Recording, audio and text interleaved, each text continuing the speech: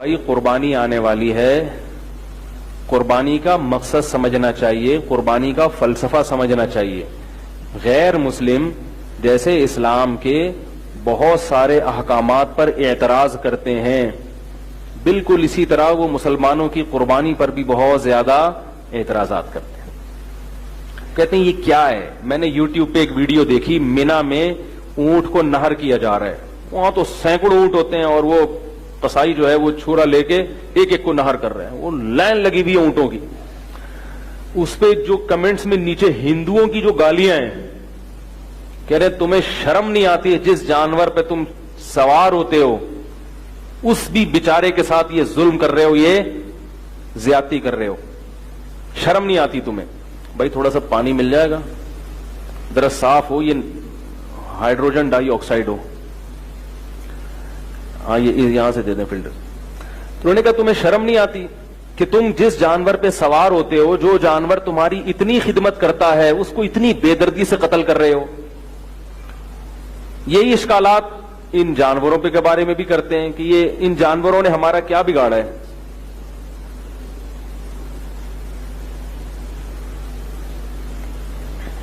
جزاک اللہ۔ یہی اشکال ان جانوروں کے بارے میں بھی ہوتا ہے کہ ان جانوروں نے بیچاروں نے ہمارا کیا بگاڑا ہے کہ ہم ایک دن میں لاکھوں کے کروڑوں کے حساب سے جانور کاٹ دیتے ہیں۔ یہ عجیب بات ہے، آپ اگر یوٹیوب پہ سرچ کریں جانور کو انسان اپنے فائدے کے لیے کاٹتا ہے، یہ تو پوری دنیا کرتی ہے، صرف مسلمان نہیں کرتے، گورے بھی کاٹتے ہیں ہندوؤں کے علاوہ۔ اب تو ہندو بھی گوشت کھاتے ہیں تسلی کے ساتھ، وہ پرانا زمانہ تھا ہندو کہتے تھے ہم گوشت نہیں کھاتے، اب تو بہت کھاتے ہیں گوشت۔ ہمارے ایک دوست تھے، میرے سگے بھائی کے دوست تھے اسٹاک ایکسچینج میں، میرے بھائی اسٹاک ایکسچینج میں جاب کرتے تھے، تو ان کے ایک دوست تھے ہندو، تو میرے بھائی نے ایک دن سب نے وہاں اسٹاک ایکسچینج میں گوشت ووشت پکایا تو وہ ہندو نے بھی کھا لیا، پہلی دفعہ کھایا، اس کو بڑا مزہ آیا۔ تو 2-4 دن کے بعد وہ آیا، کہنے لگا کہ یار میں تو اب گوشت ہی کھاتا ہوں، بڑا مزہ آیا مجھے اور میں بہت کھایا میں نے۔ میرے بھائی نے پوچھا اتنا گوشت کیسے کھایا؟ انہوں نے کہا جو ہمارے گھر کی منڈیر پہ کوا بیٹھا ہم نے ذبح کر کے کھا لیا۔ میں نے کہا لے بھائی، جب کھا نہیں رہے تھے تو گائے کا بھی نہیں کھا رہے تھے، اب کھانے پر آئے تو کوے کھانا شروع کر دیے۔ تو اب ہندو بھی کھا رہے ہیں، پوری دنیا جانوروں کو مارتی ہے، کاٹتی ہے اپنے فائدے کے لیے۔ دیکھنا یہ ہے کہ مسلمان کے کاٹنے کا اسٹائل کیا ہے اور غیر مسلموں کے مارنے کا اسٹائل کیا ہے۔ مسلمان جس طرح سے جانور کو کاٹتا ہے، اس میں جانور کو تکلیف بے انتہا کم ہوتی ہے۔ یہ جانور کے ساتھ ظلم نہیں ہے، یہ جانور کے ساتھ احسان ہے۔ یہ باتیں ان کی سمجھ میں آئے گی جو اسلام کو دین فطرت سمجھتے ہیں، اسلام کا اس لحاظ سے انہوں نے مطالعہ کیا کہ یہ دین فطرت ہے۔ آپ صلی اللہ علیہ وسلم نے جیسے انسانوں کے ساتھ حسن سلوک کا حکم دیا، اسی طرح آپ صلی اللہ علیہ وسلم نے جانوروں کے ساتھ بھی حسن سلوک کا حکم دیا ہے۔ میں حیران ہوا، نبی صلی اللہ علیہ وسلم نے جانور کو اس کے بچے سے الگ کرنے سے منع کیا ہے۔ آج کل بھینسوں کے بچے ہوتے ہیں، بھینسوں کے مالکان وہ بچہ بیچ دیتے ہیں، بھینس اتنا تڑپتی ہے غم سے، یہ جائز نہیں ہے۔ نہیں آ رہی بات؟ ایک دفعہ ایک پرندے سے ایک صحابی نے ایک پرندے کے گھونسلوں سے بچے کو ہٹا لیا، تو وہ پرندہ بیچارہ جو بچوں کی ماں تھی وہ چیخنے لگی۔ آپ صلی اللہ علیہ وسلم نے ان صحابی کو حکم دیا کہ اس کو واپس رکھو۔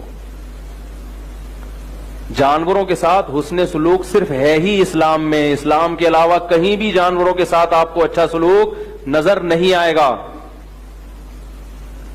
آپ صلی اللہ علیہ وسلم نے ایک اونٹ کو دیکھا، اس کے مالک سے کہا کہ یہ اونٹ تمہاری شکایت کر رہا ہے کہ تم اس پر وزن زیادہ لاتے ہو اور اسے خوراک کم کھلاتے ہو۔ صحابہ نے پوچھا یا رسول اللہ هل لنا فی البہائم اجرا، اگر ہم جانور پر احسان کریں تو کیا ہمیں اجر ملے گا؟ آپ نے فرمایا فی کلی کبد ذی رطبۃ اجر، ہر تر جگر والی مخلوق پر احسان کرنے میں اللہ نے اجر رکھا ہے. ہر وہ مخلوق جس میں زندگی ہے اس پر احسان کرنے میں اللہ نے اجر رکھا ہے.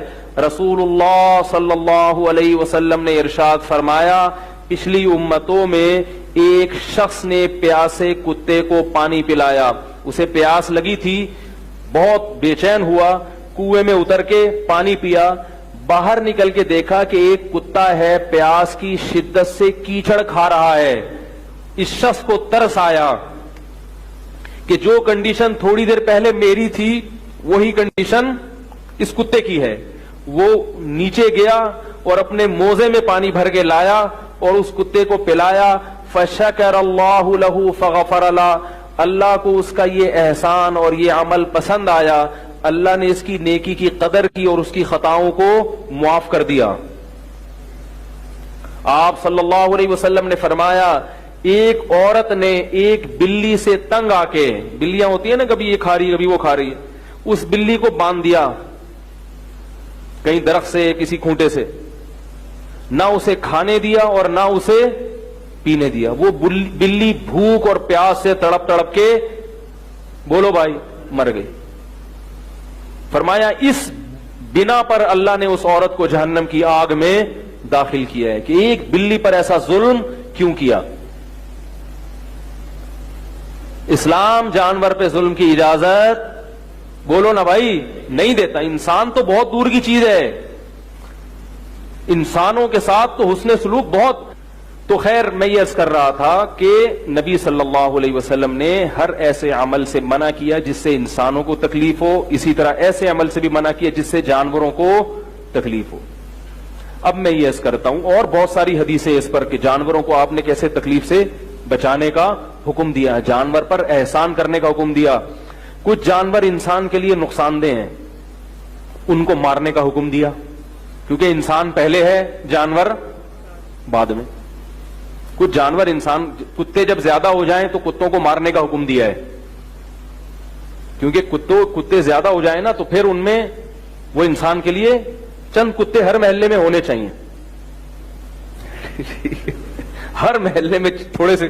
وہ ایک کتا یورپ سے آیا، پاکستان امریکہ سے آیا، کسی دوسرے کتے نے اس سے پوچھا کہ یار امریکہ میں کتوں کی اتنی رسپیکٹ ہے، نہلا دھلا کے گلے میں لاکٹ ڈال کے تمہیں وہاں رکھا جاتا ہے، تمہارا مالک تمہارے سامنے کتا لگ رہا ہوتا ہے، یعنی تمہیں اتنا چمکایا جاتا ہے، اتنا پروٹوکول تمہیں امریکہ میں ملتا ہے، تم پاکستان میں کیوں آ گئے ہے بھائی؟ یہاں تو کتوں کو پتھر مارتے ہیں.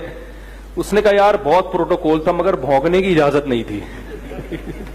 پاکستان میں ایک بڑی سہولت کیا ہے، یہاں بھونکنے کی فل اجازت. تو وہ جو ہے نا یہ ہمارے ملک میں پروٹوکول ہے. خیر ابے یار تم پکڑ کے رکھ. ہاں تو کتے زیادہ ہو جائیں تو مرنے کا حکم ہے.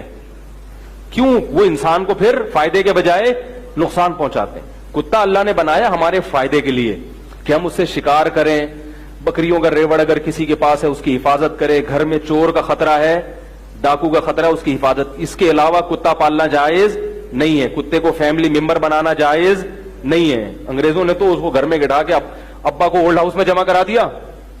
وہ لوگ انگریز ہم پہ اعتراض کرتے ہیں اتنا وفادار جانور مسلمان اس سے نفرت کرتے ہیں. بھائی ہم نفرت کسی سے نہیں کرتے، نہ کتے سے نہ بلی سے، ٹھیک ہے. ہم کام لیتے ہیں، ہم کہتے ہیں اللہ نے ہماری خدمت کے لیے بنایا تو اس سے خدمت لو بس، اور اس کی خوراک کا خیال رکھو. اگر خدمت کے لیے نہیں ہے تو پھر کتے پالنے کی اجازت نہیں ہے. نبی نے فرمایا جس نے کتا پالا روزانہ ایک قرات اس کی نیکیوں سے کم ہوگا، جو بلا ضرورت اگر پالا. تو شکار کے لیے، حفاظت کے لیے، لوگ گھروں میں پرندے پالتے ہیں ان کی حفاظت کے لیے تاکہ چور نہ آ جائے، تو حفاظت کے لیے پال سکتے ہیں. کتے جب زیادہ ہو جائیں تو مارنے کا حکم ہے کیونکہ کتوں میں پاگل بھی ہو جاتے ہیں، پتہ ہی نہیں چلتا کب پاگل ہو یا وہ. محدود ہوں گے نا ان پہ کنٹرول کرنا آسان ہوگا. ایک دم آوارہ کتے ایسا لبا جاؤ آپ کتے ہی کتے. میں تو 4 بجے کہیں جامعہ جا رہا تھا تو وہ ماشاءاللہ کتوں کی پوری فوج جو ہمارے پیچھے لگی ہے، کیونکہ دن میں تو وہ پہچانتے ہیں، کتا خوشبو سے پہچانتا ہے کہ یہ شخص ادھر آتا جاتا ہے، لیکن رات کو نا کتوں کا میٹر شارٹ ہو جاتا ہے. وہ پھر فرق نہیں کرتے کون عالم، کون مفتی صاحب، کون ڈاکٹر، کون انجینئر، وہ بھونکتے ہیں. تو زیادہ ہو جائیں تو مارو، کیونکہ انسان کے لیے کیا ہے پھر یہ؟ تو جانور کو اگر مارنے کا حکم آیا بھی ہے تو وہ انسان کی بقا کے لیے، جیسے چھپکلی کو مارنے کا حکم ہے، کیوں؟ انسان کو نقصان پہنچاتی ہے، چھپکلی بڑی زہریلی مخلوق ہے، مارنے کا حکم ہے اس کو، لیکن اس پر بھی کتنا نبی نے حکم دیا۔ آپ صلی اللہ علیہ وسلم نے فرمایا، صحیح حدیث ہے، جس نے چھپکلی کو ایک وار میں مارا 100 نیکیاں، جتنے وار کرے گا نیکیاں کم ہوتی چلی جائیں گی۔ کیوں؟ ایک وار میں مارو گے جانور کو تکلیف کم ہوگی، تکلیف کم ہوگی نا، اب اس کو ترسا ترسا کے مار رہے ہو تو تکلیف زیادہ ہوگی، تو نیکیاں کیا ہو جائیں گی؟ کم ہو جائیں گی۔ اندازہ لگاؤ کیسی نبی صلی اللہ علیہ وسلم کیسے رحمت للعالمین ہے کہ جانور کو اگر ضرورت سے مارنا بھی پڑ رہا ہے تو اس انداز سے مارا جائے کہ سانپ مر جائے مگر لاٹھی نہ ٹوٹے، کام ہو جائے، مر جائے فوراً، تڑپاؤ نہیں اس کو۔ تو